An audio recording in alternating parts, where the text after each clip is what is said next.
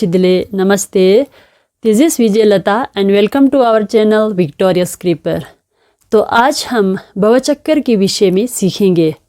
तो सबसे पहले इसके अस्तित्व होने के इतिहास को समझते हैं, जो कि दिव्य अवदान में वर्णित है.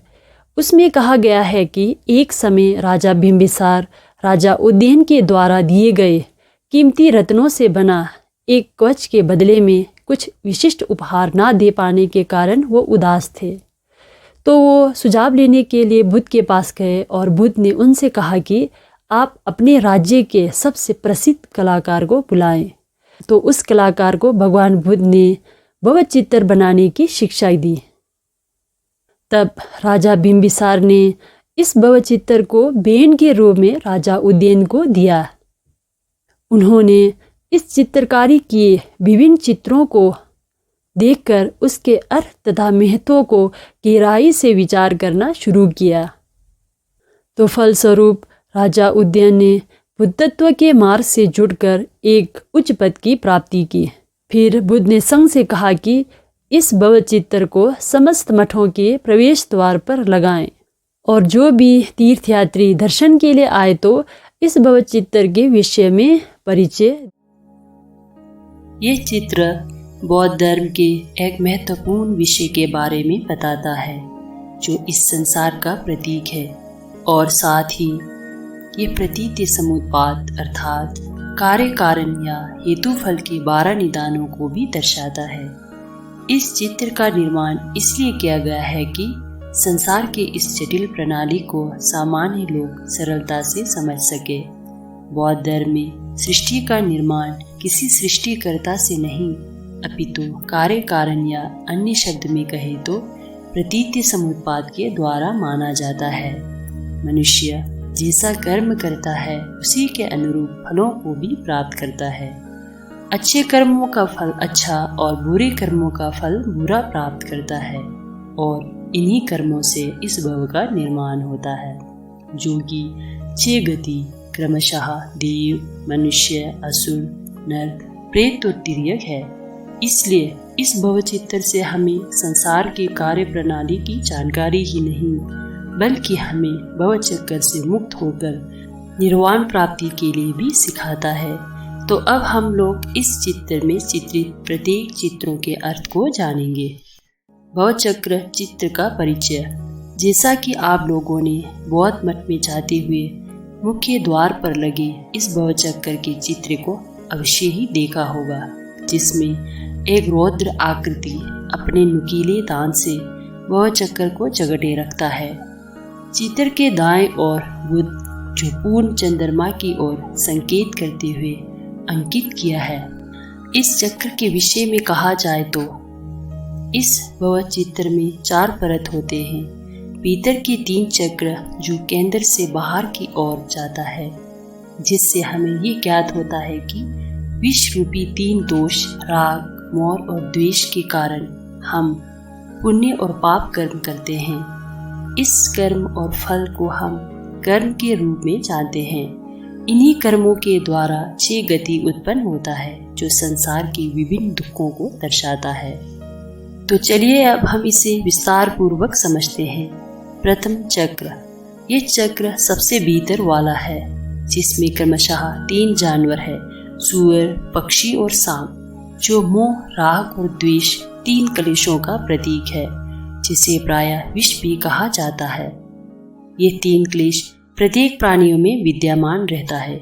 सूअर जो मोह का प्रतीक है, क्योंकि सूअर को मूर्ख जानवर के रूप में जाना जाता है, गंदे स्थान पर रहता है और जो भी गंध फंद है उसे खाना पसंद करता है. सांप यहाँ क्रोध और द्वेष का प्रतीक है, क्योंकि सांप को गलती से भी छू लेने से वो क्रोधित होकर डस लेता है. पक्षी यहाँ आसक्ति को दर्शाता है. पक्षी अपने जोड़ी के प्रति अत्यंत आसक्त रहता है, अतः पक्षी को राग का प्रतीक माना जाता है. इन 3 दोषों के कारण हम भवचक्र में भ्रमण करते रहते हैं, या ऐसा कह सकते हैं कि इन्हीं के कारण हमें संसार में बार बार जन्म लेना पड़ता है और संसार के दुखों को भोगना पड़ता है. प्रायः प्रथम चक्र को दो विभिन्न रूप में चित्रित किया जाता है।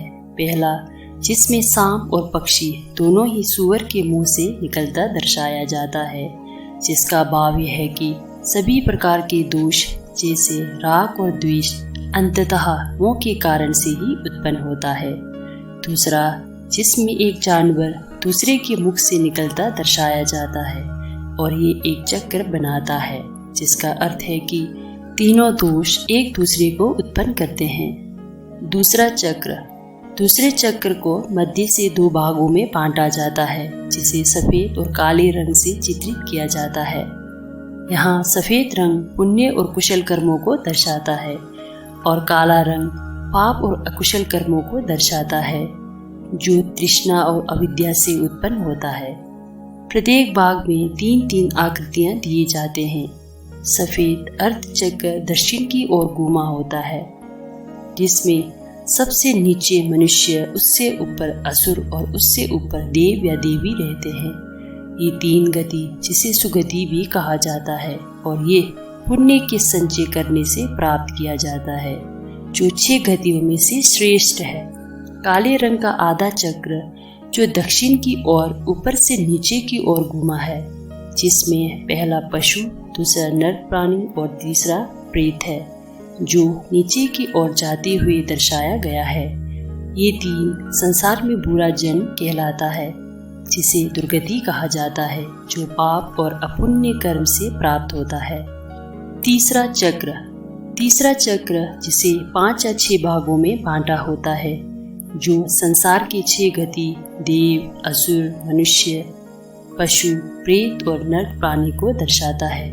कहीं कहीं हम इसे 5 भागों में भी देखते हैं। ऐसे स्थिति में देव और असुर को एक ही भाग में रखा जाता है, जिससे ये 5 भागों में होता है। प्रायः इन 6 गतियों को 2 भागों में बांटा जाता है, जिसे सुगति और दुर्गति कहते हैं। देव, असुर और मनुष्य के जन्म को सुगति कहा जाता है और पशु, प्रेत और नरक के जन्म को दुर्गति कहा जाता है। भवचक्र में सुगति को ऊपर के आधे भाग में दर्शाया जाता है और दुर्गति को नीचे के आधे भाग में दर्शाया जाता है। देव दीर्घ और ऐश्वर्य का जीवन व्यतीत करते हैं। वे अपना जीवन व्यर्थ के भोग विलास में बिताने से धर्म करने के बारे में नहीं सोचते। ऐसा जीवन व्यतीत करने से वे अपने अच्छे कर्मों को समाप्त कर देते हैं और मृत्यु के समय वे बिल्कुल तैयार नहीं होते हैं। इस प्रकार पुण्य खत्म होने के कारण वे फिर से नीचे की गति में जन्म लेते हैं। असुर भी देवताओं की तरह सुख सुविधाओं का भोग करते हैं, किंतु वे अपना अधिकांश जीवन आपस में लड़ते हुए बिताते हैं। जब वे देवों के साथ युद्ध करते हैं तो वे सदैव हार जाते हैं, क्योंकि वे देवताओं से कमजोर होते हैं। इसलिए वे सदैव क्रोध और ईर्ष्या के अग्नि में जलते रहते हैं और इस तरह युद्ध करते करते मारे जाते हैं। मनुष्य सदैव भूख, प्यास, गर्मी, सर्दी, प्रिय से बिछड़ना, अप्रिय से संयोग, दुश्मनों के हमले का शिकार होना, इच्छित वस्तुओं का प्राप्त न होना आदि के दुखों से पीड़ित रहते हैं। इसके अलावा जन्म, बुढ़ापा, बीमारी और मृत्यु का दुख होता है।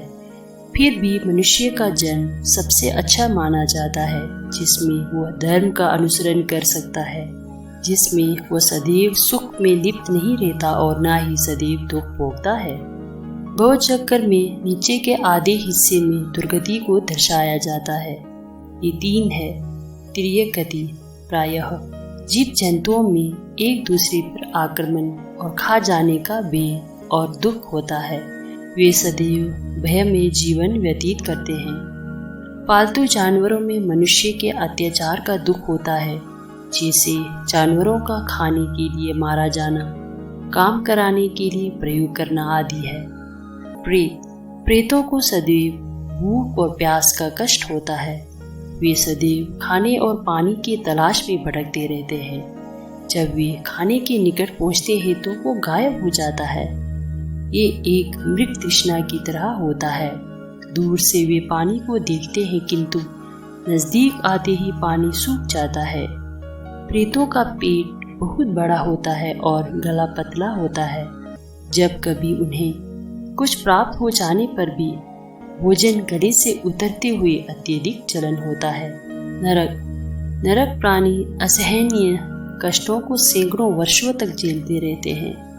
प्रायः नरक 18 प्रकार का होता है, जिसमें विभिन्न प्रकार की यातनाएं दिए जाते हैं। गर्म नरक में प्राणी अत्यधिक गर्मी के दुख को भोगते हैं। इसी प्रकार समस्त नरक में प्राणी अत्यधिक कष्ट को भोगते रहते हैं। इस प्रकार सांसारिक प्राणी ना चाहते हुए भी अपने पुण्य और अपुण्य कर्मों से इन लोगों में निरंतर जन्म और मृत्यु को प्राप्त करता रहता है। चौथा चक्र अंतिम चक्र है, जो पहले 3 चक्र के विषय को विस्तार से बताता है। जैसे पहले चक्र में चित्रित क्लेशों के द्वारा अच्छा और बुरा कर्म उत्पन्न होता है, जो कि दूसरे चक्र में दर्शाया गया है, और उन्हीं कर्मों से प्राणी 6 गतियों में जन्म लेता रहता है, जो तीसरे चक्र में दर्शाया है। इस हेतु फल के संबंध को चौथे चक्र में 12 कड़ियों, अन्य भाषा में कहे तो प्रतीति समुत्पाद के माध्यम से विस्तार पूर्वक समझाया गया है, जिसका वर्णन हम अगले वीडियो में करेंगे। भवचक्र को मुख में लिए रौद्र आकृति। भवचक्र को पकड़ने वाला रौद्र आकृति ये बतलाता है कि जीवन और मृत्यु दोनों ही अनित्य है, और कोई भी प्राणी इससे तब तक मुक्त नहीं हो सकता जब तक वो इस क्रूर आकृति के नुकीले दान में फंसे हैं। उसी प्रकार जब तक हम क्लेश और पाप के कर्मों से प्रभावित हैं, तब तक हम भी संसार के जीवन और मृत्यु के मुख से मुक्त नहीं हो सकते हैं। तब प्रश्न ये उठता है कि इस भवचक्र से कैसे मुक्त हो सकते हैं, जिसे दाएं और चित्रित बुद्ध जो चंद्रमा की ओर संकेत कर रहे हैं उससे समझा जा सकता है।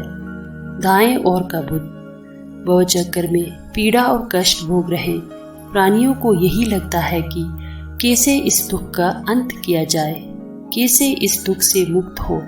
तो भगवान बुद्ध जो इस भवचक्र से बाहर दाएं ओर है, ये दिखाते हैं कि हम भी बुद्धत्व की प्राप्ति कर जीवन में जन्म मरण के दुखों से मुक्त हो सकते हैं। फिर प्रश्न ये उठता है कि हम कैसे बुद्धत्व की प्राप्ति करें।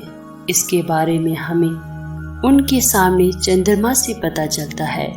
पूर्ण चंद्रमा चित्र के बाएं ओर दर्शाया गया है, जो इसका संकेत करता है कि प्राणी संसार के भय और दुखों को दूर कर निर्वाण प्राप्त कर सकता है।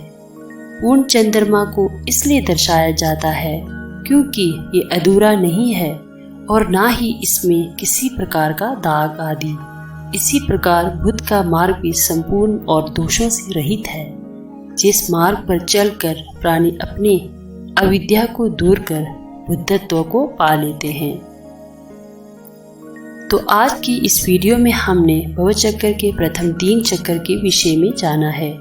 चौथे चक्र प्रतीति समुत्पाद के 12 कड़ियों के विषय में हम अगली वीडियो में चर्चा करेंगे। यह वीडियो आपको अच्छा लगा तो कृपया इसे लाइक, शेयर और सब्सक्राइब जरूर करें। धन्यवाद। भवतु सर्वमंगलम।